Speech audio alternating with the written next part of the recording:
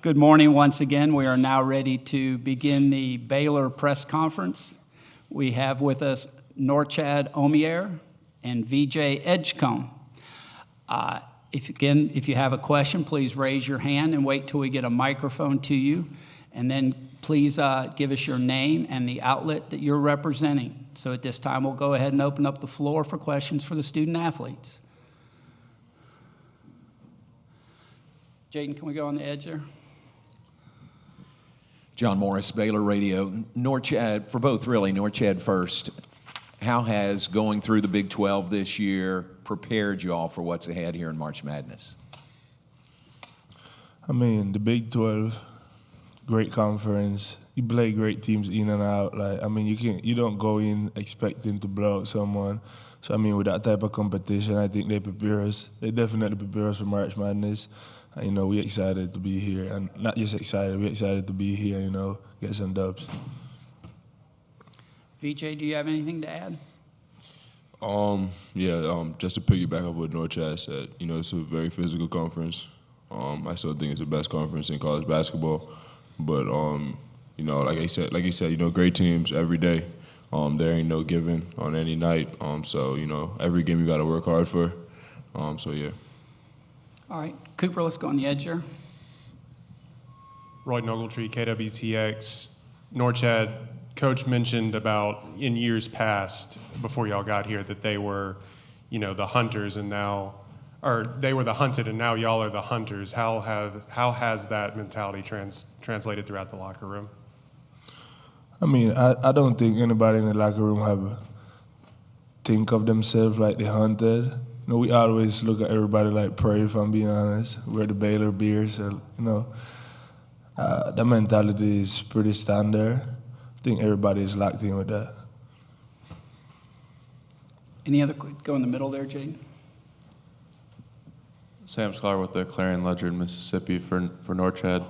You were teammates with Michael Nwoko at Miami. Just wondering what your relationship is like with him. Are you guys close? Have you talked at all this week? And what would it maybe be like if you guys are matched up on the court tomorrow? Of course, Mike at Miami coming in. We went on an international trip together. We were roommates on the whole trip. So, we're pretty close. This come down to business. We text each other when we figure out we were going to play each other, but since then, we haven't texted each other. But, yeah, we're excited to play. Both of us are competitors, so we're excited to play each other. And, Cooper, go ahead back. BJ, how excited are you, to play in your first NCAA tournament? Have you thought about the magnitude of this at all? I'm gonna be honest, I'm super excited, super grateful, but I'm just trying not to get too high. So just trying to stay grounded the whole time. I know it's gonna help me on the court. To help my teammates there to support me too. So, but like you said, I'm excited for sure. John, Jaden, go back to John. VJ, to follow that up, growing up in the Bahamas, did you follow March Madness, NCAA Tournament? Do you have any memories from that when you were growing up? I'm gonna be honest. I only can remember last March Madness I watched back home probably was in 2021, to be honest, when Jalen Suggs hit the game winner. I remember watching that game. But to be honest, I wasn't really watching March Madness games back home. So I was mainly watching NBA games, so yeah. Any other questions? Okay, go ahead, Jaden. Just since you haven't watched a lot of March Madness games, I guess, how have you embraced the madness that is March Madness, or what have your teammates told you about? This guy right here, he's been in the Final Four. Jeremy been in the Final Four, so, they have the experience. They told me it's super fun, especially when you're winning, but, it's do or die. So if you win no games, then I don't think it's going to be fun at all. But, they've been guiding me through it, just telling me what to do, what not to do. So, yeah, I'm just grateful to have them around me for sure. Any other questions? Going once, going twice. All right, gentlemen, you're excused. Thank you very much, and good luck. Good morning once again. We are now ready to start the Baylor head coach Scott Drew press conference. Coach, at this time, could you please give us an opening statement? Well, it's My personal favorite time of year, and it's a blessing to always be a part of March Madness. And one thing with the portal and so many transfers, you're blessed to have an opportunity to coach a lot of new guys, and a lot of them haven't been to the tournament, so that's always exciting to see people's first time and just the excitement that goes into it, from arriving in the hotel and seeing the NCAA stuff and just how it's different. And I think all parents can relate to it. It's kind of like kids opening up Christmas gifts. So birthday gifts are always excited to see that. So no Mississippi State. Coach Jan's done a tremendous job there.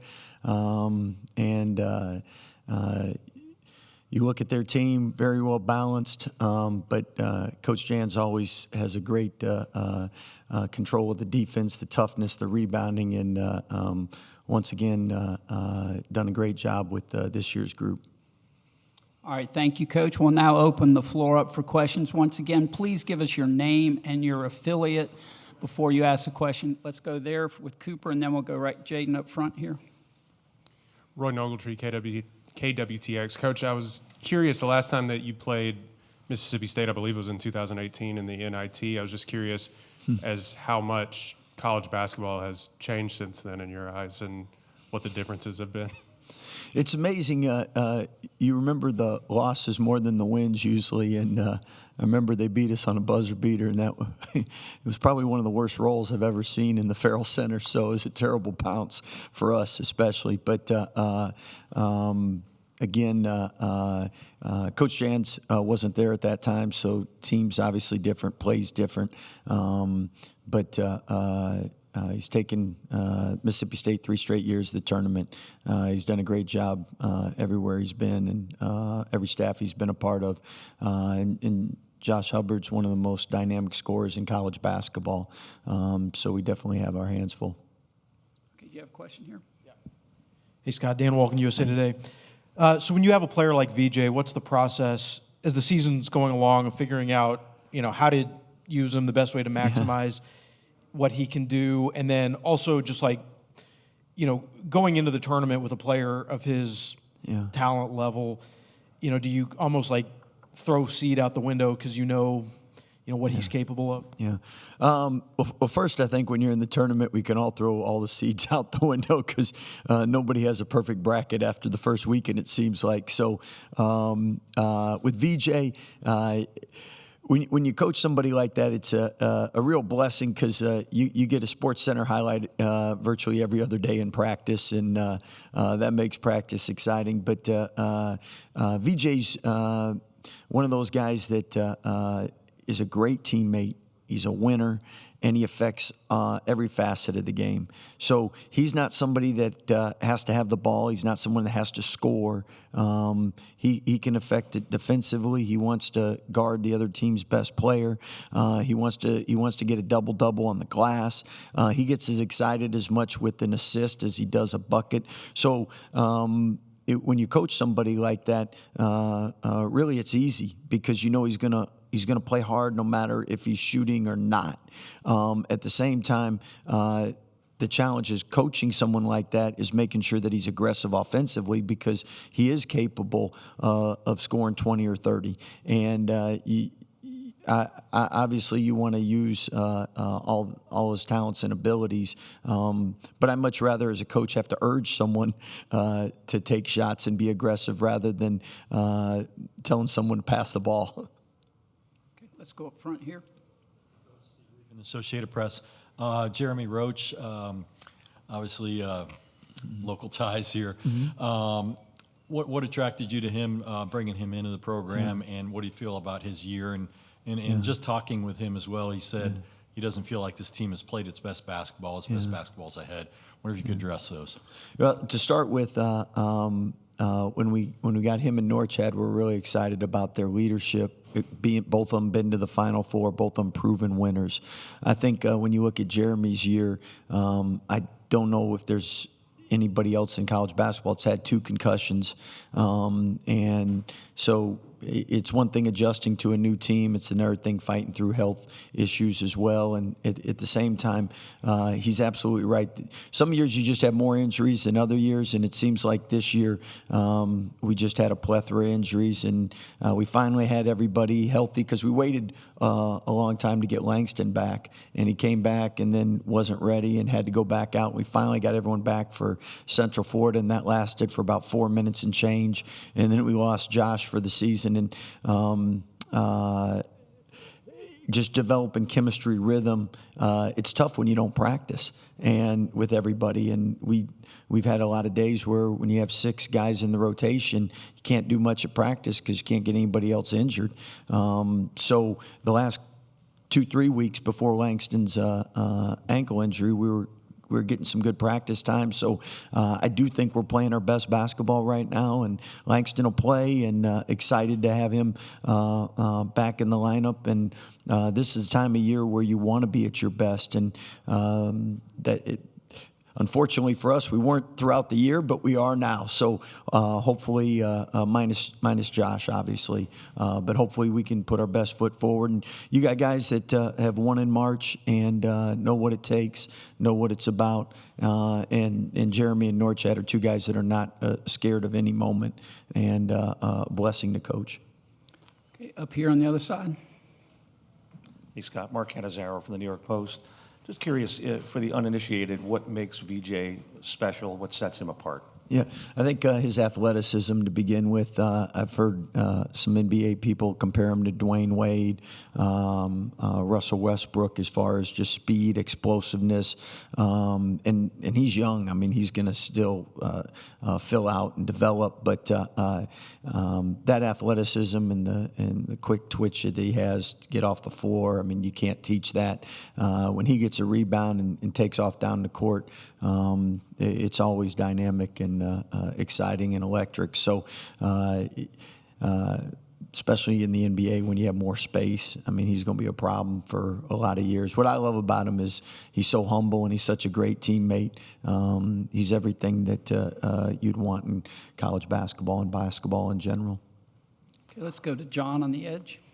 Coach John Morris, Baylor Radio. So many of your guys have not been here on this stage before. How can it help to have Norchad and Jeremy in their Final Four experience? Well, I think players always listen more to each other than they do the coaches. That's always 100% certain. And just those guys that have been to the tournament on our team and have had success, just them talking to the guys that haven't, that always makes it much better and easier. And I think they'll rely on them.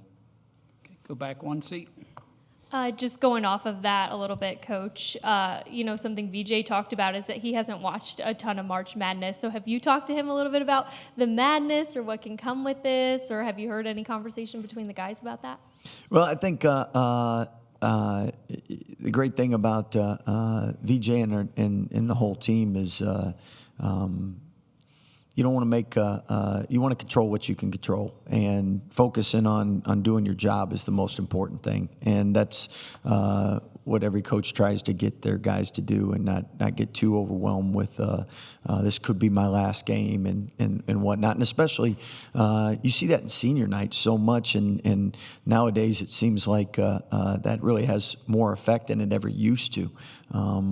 And you just want them to get back to the habits, same old boring habits, and do what they do well, and not be overwhelmed with too many thoughts of, well, what if I don't make this? What if this is the last time I put on the jersey? Okay, we're going to go to John over here, and then we'll get you. Coach, I'm curious, through the years, what have you seen as a bonus for playing on the second day of the tournament instead of the first day? Well, when you're a higher seed, hopefully all the upsets happen on the first day. But now that we're a lower seed, as far as I think just everybody back at the hotel watching the games, how the intensity just gives them an idea of what's in store and what they have to do and be ready for. Let's go across here. Coach, you mentioned Langston will play tomorrow. I just wanted to clarify that. And also, when he plays, anecdotally, it feels like the team over the past few years has gelled and clicked when he's in there. Why is that? Well, first of all, being in our program for 4 years, he has a great understanding of what we're looking for offensively and defensively. He's kind of a security blanket for helping guys out where to go, what to do. Very cerebral player. So not only does he know where he's his position, but where he can help out the bigs, he can help out the guards, and a coach on the floor. So and the game slowed down for him. And you want to make the most of everything, and I think sometimes watching, because he's been injured, you learn as well. And I think not only the experience to be on the floor, the game slowed down, but watching and seeing just what's needed out there has helped him as well. Cooper, let's go in the back. Chip Patterson, CBS Sports. With the transfer portal opening on Monday, how do you as a staff... What opens Monday? How do you, well, that's the question. How do you as a staff and as an operation balance the workload of focusing on the present and trying to get this team as far as they can in this tournament while also understanding there's going to be, a lot of work that needs to happen to prepare for next season as well? Yeah, that's a great question. As far as head coaches, if they're doing their job, are delegating well, and we all know the number one focus is this team. They've given us their heart and soul since summertime. We owe them all our attention and see what we can do. But at the same time, you got to prepare for the future as well. So it's kind of like scouting, making sure you're delegating and you have a pulse on what's going to happen next week as well. Any other questions for Coach? Once, twice? All right, Coach, thank you very much. Good luck tomorrow. Thank you, guys.